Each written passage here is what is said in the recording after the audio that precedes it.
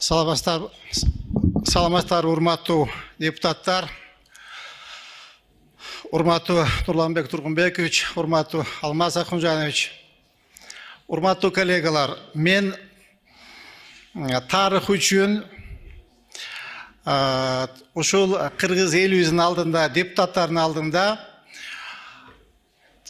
айрым биз коллегаларыбыз маалыматты бурмалабай, так, ачык айтсын деген тилегимди айткым келет.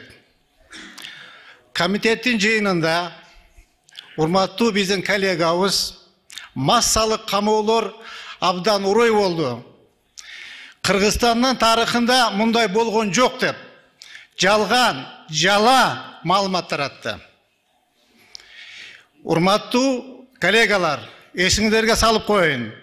8-9 августта 2019 жылы Сооронбай Жээнбеков президент мезгилинде кандоосун мурдагы президентти Алмаз Атамбаевди алып келип камабады беле.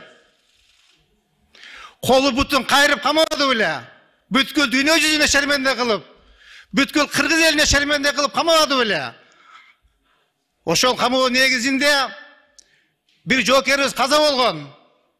Чүй областынын ички иштер башкармалыгынын башчысы Самат Курманкулов деген полковнигибиз майып болду. Азыр мына коляскада отурат. Ал эмне бул тарых эмеспи? Анда орой болгон эмеспи? Урматтуу коллегалар, мен ошол коллегабызга айтат элем.